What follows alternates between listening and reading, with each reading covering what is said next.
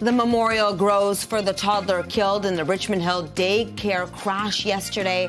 Also new today, charges laid against the 70-year-old driver. Well, no deal after midnight sends thousands of college support workers to the picket line today. The latest on impact and contract negotiations this hour. Toronto's top cop isn't going anywhere. Chief Myron Demkew's contract has been renewed for 4 more years. This is Live at 5.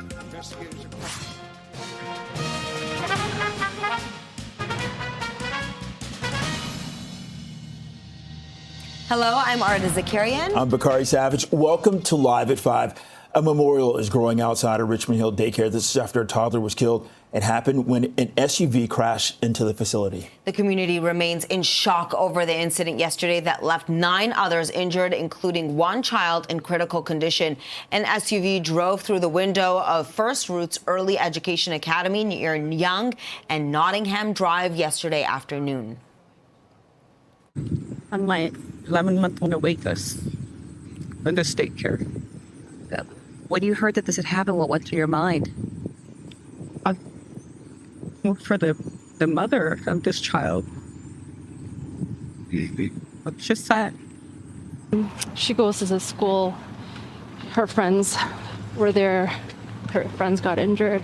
Horrible. Like, they're little kids, right? I mean, why would someone do that to little kids? Oh my God! I'm a mother. I couldn't see the video. I didn't want to open it because I feel like I would get too emotional, too sad. A man in his 70s was arrested at the scene and is now charged with dangerous driving causing death and dangerous driving causing bodily harm. New York police have said they do not believe it was a deliberate act. A source tells CTV News the education minister is considering enhanced safety measures at childcare centers after this Richmond Hill tragedy. The contract for Toronto Police Chief Myron Demkew has been renewed for 4 more years. And the chief had to face questions about youth violence and speed cameras today. Let's go live to CP24's crime analyst Steve Ryan for more on the chief's comments. Steve. Yeah, Bakari, we heard from Chair Charlie Kirk just a short time ago here at police headquarters, as Arda was saying. The chief has been given another 4-year extension in his contract. And we also learned about some of the crime statistics. They are community safety indicators that law enforcement managers use when it comes to managing crime and disorder. And all are down, the good news is. Auto thefts are down 33% year to date. Shootings are down 40%. Homicides are down 51%. There's 30 homicides this year as opposed to 60 last year, and break-and-enters are down 13%. Now, what was very troubling, and I had a chance to speak to Chief Demkew and ask him about youth violence, and he said he was very concerned with regards to this uptick, this trend where they're seeing more and more young people being involved in firearms offenses. And when it comes to homicides, out of 8 homicides, 13 youth were involved and arrested. So you can see where youth are playing a key role in some of the crime and disorder that's going on throughout the city. But judging by these statistics, the police are doing an effective job out there minimizing the chances and opportunities for these crimes to occur. Here's more from Chief Demkew, who we heard from just a short time ago. Let's listen. There's a lot of work happening, and you can understand there was a number of occurrences, which is something that we have investigators across the city collecting evidence, processing evidence, and taking steps to address whatever evidence we are able to uncover. I think importantly also to recognize is we're working very, very closely with our city partners to first of all address the issue, do what we can to prevent these things from happening in the future. And additionally, we are deploying our officers to continue in their efforts related to Vision Zero. Chief also said since he was appointed in 2022, one of the things he is most proud of is the multi-hiring succession plan that's been put into place, as well as the promotional plan that's been put into place as well for those that are coming up in the ranks. I'll send it back to you. Okay, outside of Toronto Police Headquarters, CP24's crime analyst Steve Ryan. Steve, thanks a lot. Well, the man's been arrested in connection with the human trafficking investigation involving a minor. 35-year-old Dia Al-Shimari of Tottenham is facing multiple charges, including sexual assault and luring a child. Investigators say the victim, who was under 18 years old, came forward in August, alleging that earlier this year the suspect had attempted to lure her into providing sexual services. Al-Shimari was arrested on Tuesday. Authorities believe that there may be additional victims and are urging anyone with information to contact police or Crime Stoppers. An encampment in downtown Barrie, it's being dismantled today. This is 2 days after the mayor of that city declared a state of emergency over them. City staff and outreach workers were at the encampment on Mulcaster Street, taking down tents and packing up belongings. Officials say the people living in the encampments were issued notices yesterday to vacate. Simcoe County says its outreach teams have spoken to 44 people and 23 have agreed to relocate to housing or shelters. The mayor of Barrie cited safety concerns, damage to municipal property, and the ongoing opioid crisis as reasons for the state of emergency. Nearly 10,000 support workers at Ontario's public colleges are on strike after failing to reach a new deal. Okay, let's go live to CP24's Beatrice Vaisman, who's at George Brown's Casaloma campus. Beatrice, you were out there when they were literally on the picket line earlier. Yeah, they spent all day out here on the picket line, Bakari, from 7 a.m. until 4 p.m. And it was a very similar vantage point at all of Ontario's 24 publicly funded colleges. Some 10,000 of these support staff workers walked off the job, went on strike after the midnight deadline came and went, and a deal was not able to be reached. The union, OPSU, saying it's fighting for better wages, benefits, but really at the heart of these negotiations, they say, is job security. The employer, meantime, it's called the College Employer Council, is essentially saying that the union is demanding poison pills, saying it's simply unreasonable. It can't meet the demands that it's asking for, including a promise of no mergers of colleges, of no layoffs for 3 years. The employer is simply saying that the two sides are incredibly far apart. They want to use a mediator and arbitration, and an arbitrator saying they hope to go down that path now that the two sides, the talks between them, broke down altogether. As for classes, they're still a go. These are not workers who are instructors, but rather support staff. What does that mean? Lab technicians, those who work in healthcare here, the financial aid services, in the food services. These are still workers who have direct response and interaction with students. They say they want what's best for these students as well, which means no more cuts to programs. Here's some reaction you'll hear from the employer and from the head of OPSU as well. On Wednesday, yesterday, we met with them in the late afternoon after going through the agreement, their proposals in great detail, and reviewing it with our principals, and informed them that this was not a path forward. We would be there till midnight, but we needed to hear back from them with respect to whether they would remove that. So any suggestion we walked away from the table is just really false. We were there waiting for them to call till after midnight. We deserve a properly funded public college system, and our support staff deserve respect, job security, and decent working conditions. These are the things that should be afforded every worker in this province, and these are the things that the Ford government has abdicated their responsibility for. This is the fight of our lifetime. If we don't come together to stop the sell-off now, we're going to see the end of public post-secondary education in Ontario. The union argues there could be thousands and thousands of layoffs because of program cuts. They say some 650 programs have already been canceled across these publicly funded colleges. Part of the problem, certainly, that adds to this issue, in addition to funding, is the fact that international students are just not coming here in droves like they used to be. Why? There's a cap on the number of them that can actually come here to study, which means really tough revenue for these colleges. Bakari and Arda, certainly this is a difficult situation for these colleges and a difficult situation for these workers. The two sides still very, very far apart. Back to you. Beatrice, thank you so much for this. Let's check on the commute now with CP24's traffic specialist, Heather Seaman. Heather, how are the roads looking out there? They're quite busy, Arda and Bakari. A lot of volume on the major routes. Let's go straight to the cameras. Actually looks like a parking lot in spots on the westbound Gardiner. That is jamming up from about Jarvis, approaching Jarvis to west of Bathurst. Not aware of any crashes on the Gardiner right now. We're just dealing with volume, but I'll keep an eye out because it is quite busy. And the west westbound Gardner, actually east and westbound Gardner, busy between Parkside and South Kingsway, or Dufferin and South Kingsway.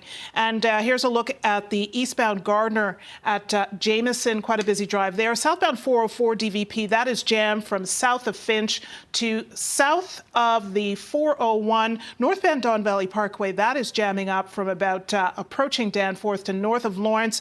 And just spotted this issue here. It's the southbound Don Valley Parkway before Winford Drive. It's a stalled vehicle blocking the right lane and right shoulder, so that's adding to the backup through that stretch. And the westbound 401 collectors, at last check, both two left lanes actually were blocked for a police investigation, so adding to the backup there. Some earlier issues, let me see if I can still, yeah, it's still there. So this is the westbound 401 collectors at Renforth. The left shoulder, left lane blocked for a collision, so that's adding to delays through that stretch. And an earlier stalled vehicle, 427 northbound express at Dundas. It was a stalled truck off to the right shoulder. That has just been cleared. All lanes reopened there, and no serious crashes in town. That's it. Back to you.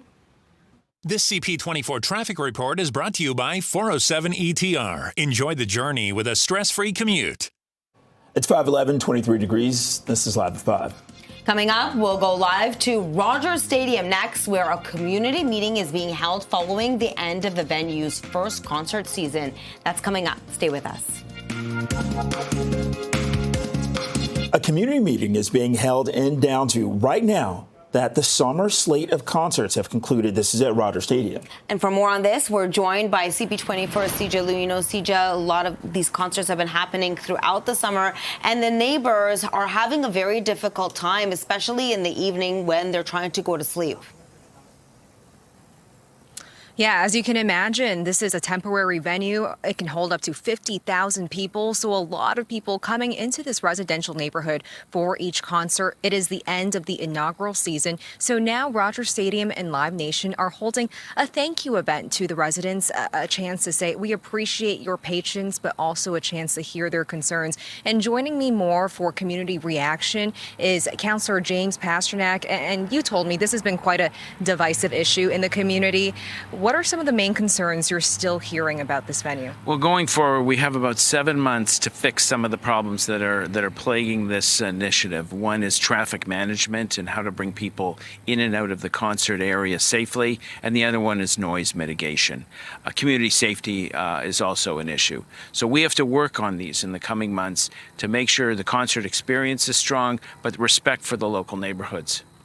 And throughout the summer season, we saw the city added more staff. They improved TTC service. Was that enough, or still more needs to be done?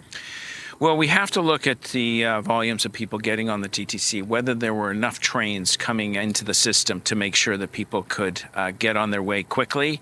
When it comes to GO Transit, we also have to work with Metrolinx to make sure they have enough trains on site. And of course, when it comes to our road system, which is not equipped to handle this kind of volume, we have to create a traffic management plan and entry and exit points that work. And this is just a seasonal venue. What have you heard about its plans for the fall, winter, or next season? How many acts are booked? This is strictly a temporary seasonal venue. It is closing down now. The concerts are finished. It will not be operating during the winter months. It's an open concept, but we're going to be working very hard with Live Nation and the property owner to make sure that many of the concerns of the community are addressed. How do you handle residents who just don't want this here at all? Is that a possibility? I think removing this stadium before the 5-year contract limit would be very problematic. I think it would end up in the courts. I think what we have to do is make sure it's working. Respect for the local community, mitigate noise, and manage the traffic flow into the area. And how are you expecting this evening's meeting to go? I know it's supposed to be a positive community event, but obviously some people not too happy showing up. Yeah, I've come this evening to listen, to learn. I want to speak to the residents directly. I want to hear their concerns, although we've certainly gotten an earful over the last few months. But I'm here to show that we want to listen to them. We take their suggestions very seriously, and we have a lot of work to do going forward. Understood. Well, thanks so much, Councillor. We appreciate your time and best of welcome. luck Take at care. the meeting. And this meeting will be going on until 7 o'clock. People are still pouring in at this time. It's all for community members, a thank you meeting. But as you heard, lots of concerns. So they're hoping those will be addressed because Rogers Stadium is still set to be here for 4 more summers and more acts will be booked for those years to come. Arda, Bakari. Sija, thank you so much for this. Mayor Olivia Chow says she's not considering increasing TTC fares to address the transit agency's projected $232 million budget shortfall next year. And they cut some of the costs without damaging the service. In fact, I want them to increase the service. Okay? So that's number one, more efficiency. Number two, can we get more riders in? Okay? More riders means more revenue. Number three, we will work together with other levels of government. And already they came on side. After previously it'd been asked for 6 years about those old subway cars in Line 2. We finally got 55 of them going to be on order soon. So they have indicated they will partner with the City of Toronto, will do more. We didn't end up in this position as a result of 8 weeks ago. It took a while to get here. And there's no magic solution where I can say tomorrow that we will be able to do this. It's the discussions with our partners that we're having, the partners we have good relationships with, and to see how we walk through this. And we will do it. I'm confident about that. And the TTC's projected $232 million budget shortfall, that's an increase of $120 million over the initial forecast for 2026. Right now, it's 5:18, 23 degrees. This is Live at 5. Coming up, the latest on the fatal shooting for U.S. conservative leader Charlie Kirk. Welcome back. The FBI in Utah has released images of a person of interest in the fatal shooting of Charlie Kirk. They're looking to identify the man that you see on your screen right now. So at this point, they're not calling him a suspect, but they would like to identify him. Earlier today, officials said they recovered a high-powered rifle in the woods near the shooting scene, as well as a shoe print and a partial palm print believed to belong to the shooter. 31-year-old Kirk was a prominent conservative activist and a strong ally of the Trump administration. He was speaking at Utah Valley University yesterday when a single shot rang out, hitting him in the neck. He was pronounced dead in hospital. It was the first event of his 15-stop tour. One person was taken into custody shortly after the shooting, but he was released soon after. Well, the American flag at the White House is at half-mast. This is after Trump has ordered all American flags lowered until 6 p.m. Sunday in honor of Kirk. CTV News spoke to former FBI agent Peter Ahern about the investigation. He says locating the weapon could be a breakthrough for the investigation. That we're closer, today than they were yesterday. They will be tomorrow. I mean, finding what they found right now, of course, most important was the video tracking. And in this day and age, we've seen it in other mass shootings that the technology and the videos become very critical. But also then now finding the weapon is going to help a lot with the forensics off of that weapon, if they can get any. But, you still have to remember this person is at large. I do think he's going to be considered and should be considered armed and dangerous. And there still is a possible threat out there, in my opinion. CTV political analyst Eric Ham, he talked more about Kirk's death and the state of politics in the U.S. What we're seeing here is violence doesn't have the right nor the left has a monopoly on political violence. As we have seen already this year, there's been a Democratic lawmaker that was politically targeted, and now we see an influential figure on the right who's also been targeted. And I think what we're seeing here is now both sides of the aisle are trying to do what they can to try to not only tamp down the rhetoric, but also do something to end the violence that's continuing to course through our politics. President Trump announced today that he'll be awarding Charlie Kirk with the Presidential Medal of Freedom posthumously. A somber ceremony was held in New York to mark the 24th anniversary of the 9/11 terror attack. Right, quick, march.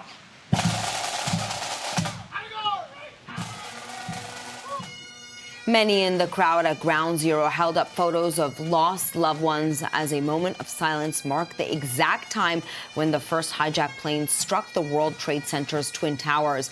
The names of all the nearly 3,000 victims were read aloud by family members. People across the country are also marking the anniversary with service projects and charity works as a part of a National Day of Service. Bernard C. Brown II. Petty Officer, 3rd Class, Christopher L. Burford, United. And a service was also held at the Pentagon in Virginia. 184 service members and civilians were killed when hijackers steered a jetliner into the U.S. military headquarters. Yes, President Donald Trump and First Lady Melania Trump, they were there, along with Defense Secretary Pete Hegseth. On that fateful day, savage monsters attacked the very symbols of our civilization. Yet here in Virginia and in New York and in the skies over Pennsylvania, Americans did not hesitate. They stood on their feet and they showed the world that we will never yield, we will never bend, we will never give up, and our great American flag will never, ever fail. Another ceremony was held in Shanksville, Pennsylvania, to honor the victims on board the hijacked plane that crashed into a field after passengers and crew tried to storm the cockpit. It's 5:24, 23 degrees. This is Live at 5. Coming up, Toronto is launching a new fundraising campaign for the United Way. That's coming up next. We'll be right back. Well, the City of Toronto and TTC employees, they've set a more than $2 million goal for the United Way Greater Toronto's annual fundraising campaign. The announcement was made this morning at the TTC's Hillcrest complex on Bathurst. The slogan for the fundraising effort is One City, One Team, One Campaign. Mayor Olivia Chow and TTC CEO Mandeep Lally were among the people at the campaign launch. Our contributions, big or small, help programs that really give Toronto sometimes through the toughest period of their lives. And that's something that we've all been very proud of, because your past and future generosity, we support the United Way, because without United Way, we know there's no way. United Way invests in our community. We learn from you where is the most important place for us to show up and invest. Last year, our impact helped 30,000 families keep their housing through eviction prevention and housing supports. We helped 20,000 people get help for their mental health challenges, and you know the need is ever greater. And over the past 20 years, city employees have raised more than $23 million for the United Way Greater Toronto. It's now 5:28 and 23 degrees. Coming up, we'll take you to Richmond Hill for the latest on the deadly daycare crash. Stay with us for that.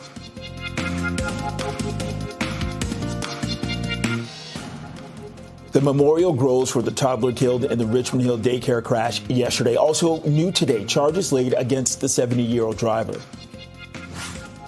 No deal after midnight sends thousands of college support workers to the picket line today. The latest on impact and contract negotiations this hour. And Toronto's top cop is staying put. Chief Myron Demkew's contract has been renewed for 4 more years. This is Live at 5.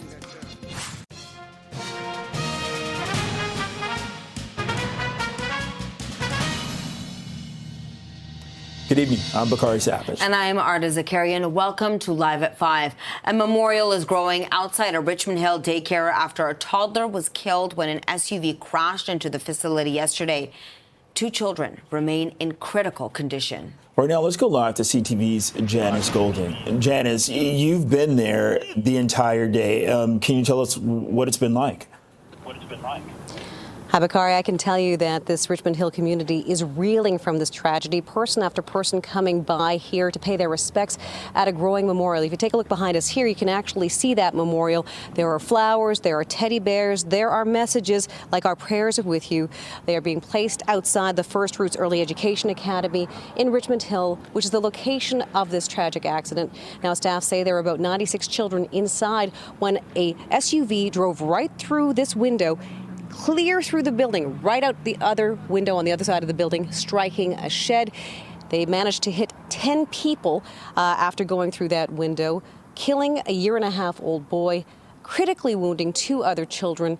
There were also total of 4 other children that were injured and 3 staff members. A 70-year-old man was charged with 1 count of dangerous operation causing death, as well as 2 counts of dangerous operation causing bodily harm. Here is more reaction from community members.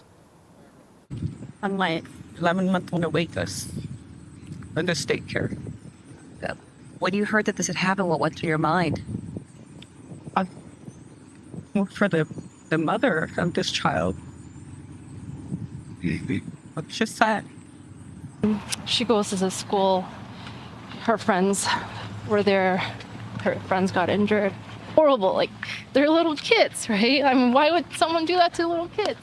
Oh my God! I'm a mother. Like, I couldn't see the video. I didn't want to open it because I feel like I would get too emotional. Too sad. 1, 2. On social media, the daycare center's account says that staff members are heartbroken and also wanted to express their deepest condolences to the victim's family. Barrie, Arda. Janice, it's unimaginable, completely devastating. I know you've been there all day. It's been quite difficult, but what are police saying?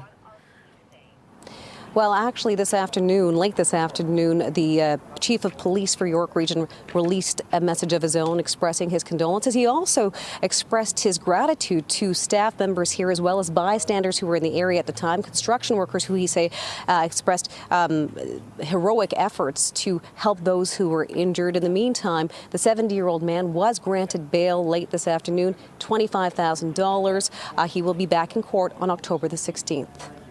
Okay. That's it from us here in Richmond Hill. Now back to you. Okay, reporting live in Richmond Hill, CTV's Janice Golding. Janice, thank you.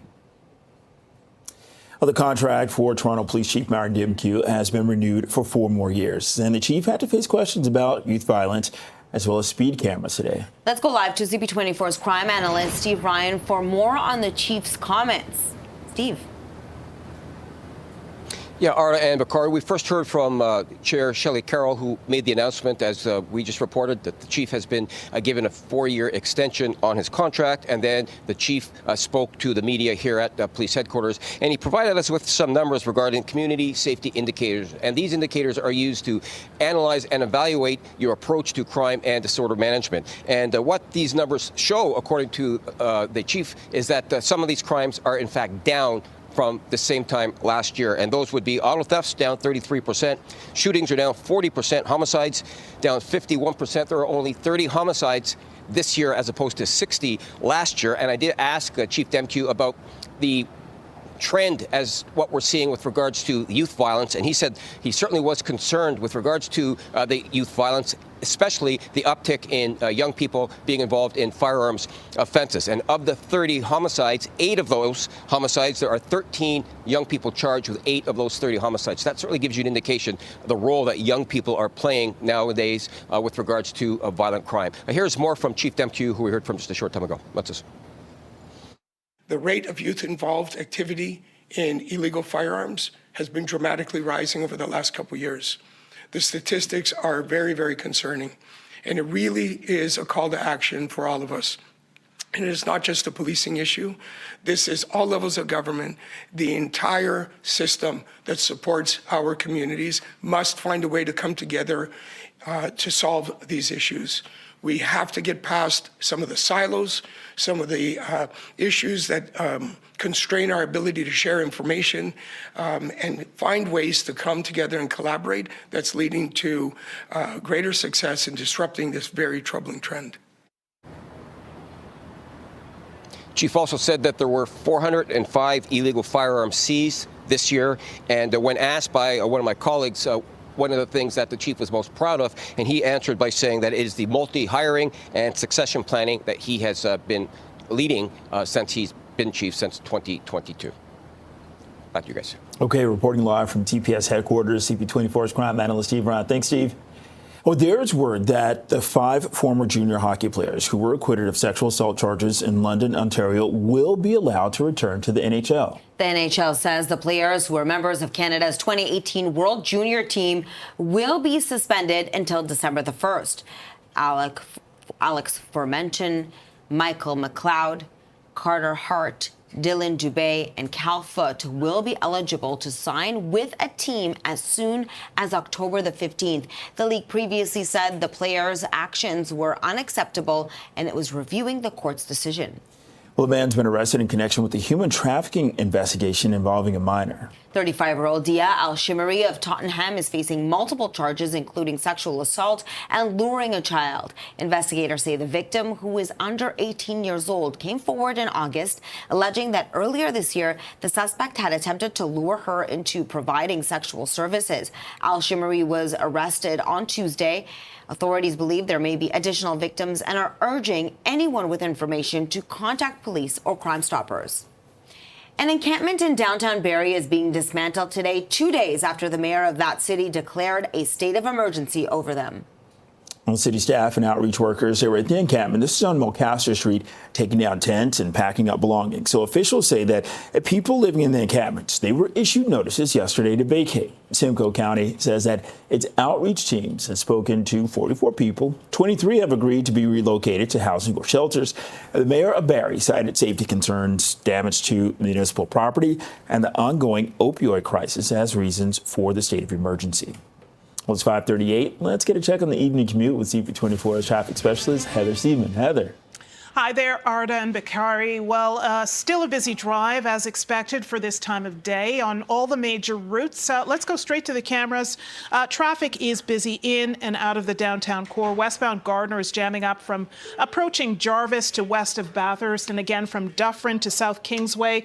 There was reports of a crash blocking the right shoulder westbound Gardner just before Park Lawn. Just a visual distraction, but still busy through that area. Southbound 404 DVP combination, that is jamming up from approaching Finch to south of York Mills. Just volume, not aware of any crashes along that stretch. Northbound Don Valley Parkway, that is jamming up from north of Danforth to north of Lawrence. And southbound Don Valley Parkway, there was a stalled vehicle blocking a lane at Winford or just before Winford. That has been cleared. Traffic is getting back up to speed. And the 401 westbound collectors at Dufferin, at last check, the left lane was still blocked for a police investigation, so that's adding to delays through that stretch. The 401 collectors westbound at Renforth, an earlier crash looks to be clear. Traffic is back up to speed through that area. And the 427 northbound, a stalled truck in the express lanes at Dundas, that has since been cleared. Off the major routes, no serious crashes to report. That's it. Back to you. This CP24 traffic report is brought to you by 407 ETR. Enjoy the journey with a stress-free commute. And nearly 10,000 support workers at Ontario's public colleges, they're on strike after failing to reach a new deal. Let's go live to CP24's Beatrice Baseman, who's at George Brown's Casa Loma campus. Beatrice, what can you tell us? Arda, Bakari, good afternoon. These support staff, they were out on the picket lines for the entire day, from 7 a.m. till 4 p.m., marching, chanting. They want their voices to be heard. What they want out of these negotiations with their employer is better wages, better benefits, but more than that, they want job security. Why? They say there's thousands of jobs on the line here because of program cuts. In fact, they allege that already 650 programs have been cut. Why? Not enough funding. Twofold. First, we heard the head of OPSU blaming the Ford government and the role the provincial government has played when it comes to funding these colleges.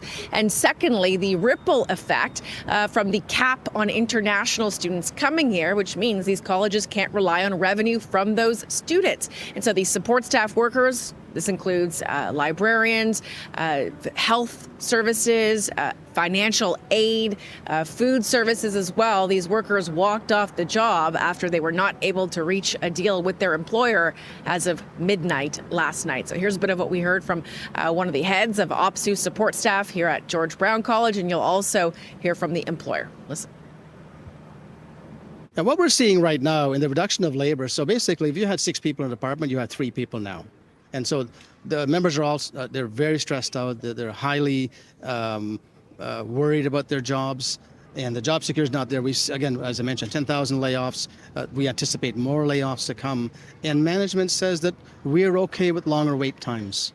Well, I don't think the students are okay with longer wait times, and that's not good for them. If you have a student who's paying $10,000, $12,000 for a program, we want to ensure that they get the service that they need, and longer wait times is not going to help that. So the levels of anxieties are elevated from our members. They can't do the work of 3 people, and that's what the challenge is for us. It is very difficult. We don't anticipate a lot of interruption for most of the students learning. Where we expect there will be some disruption as it pertains to those courses that are heavily lab dependent. We have to remember the full-time support staff are extremely valued employees, and lab courses, for instance, are dependent on support staff, technologists, et cetera. And so those courses, they'll push the labs out as far as they can, but there will get to a point in several weeks where we'll have to revisit how we manage those courses and those programs. Other services will be reduced, but we have most of the colleges have reduced the services or delayed some of them, but the classes and learning will continue for most of the students. As for the employer, that gentleman you just heard from says that the demands from the union, some of them just can't be met, saying that the union wants a prohibition of no campus closures or mergers, a guarantee of no layoffs for 3 years for any reason. And the employer says this is not a path that we can take going forward. And so the employer asking for arbitrators or a mediator to come forward to help kind of mitigate and deal with these negotiations. The two sides still very, very far apart. We expect the conversation, at least we hope the conversation will continue between the two sides as of Monday. Back to you. Beatrice, thank you so much for this. It's 5:44 right now, 23 degrees. This is Live at 5. And coming up, we're going to go live to Rogers Stadium next. This is where a community meeting is being held. This is following the end of the venue's first concert season.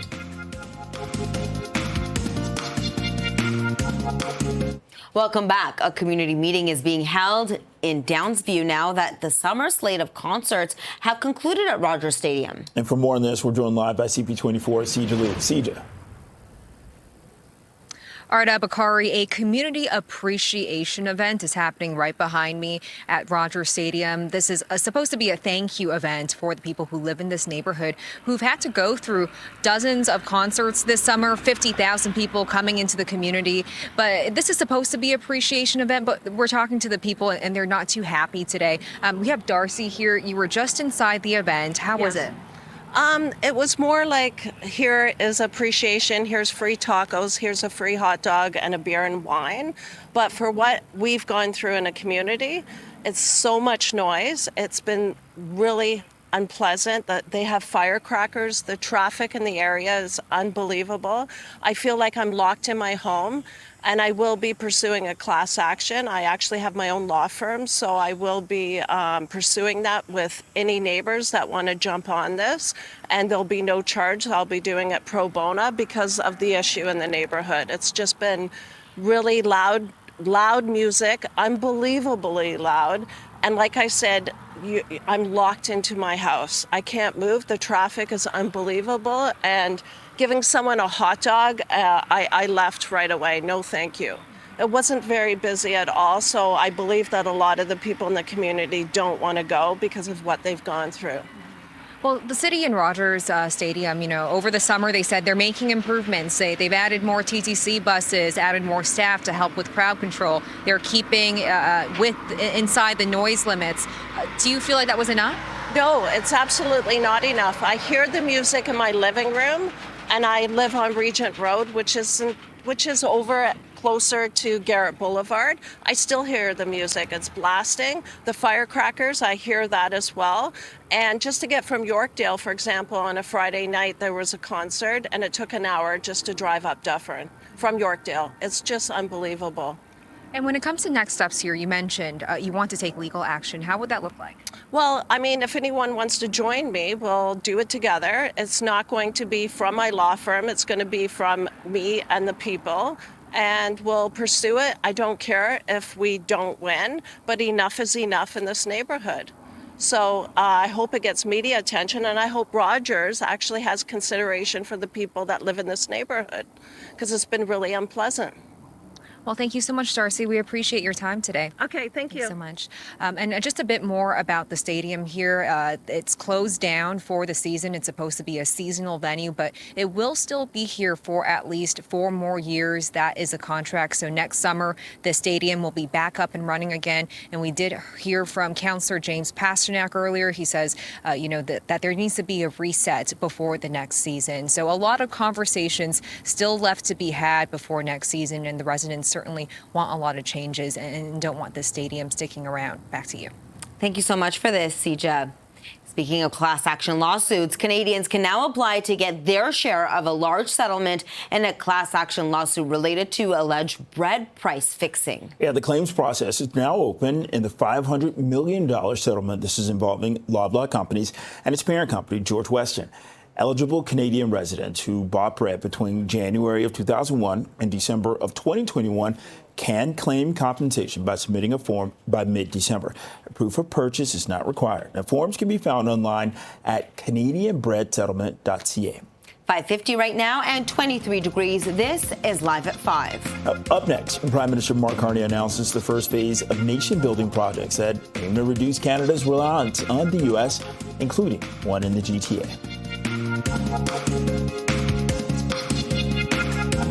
Prime Minister Mark Carney announced the first phase of nation-building projects that aim to reduce Canada's reliance on the U.S.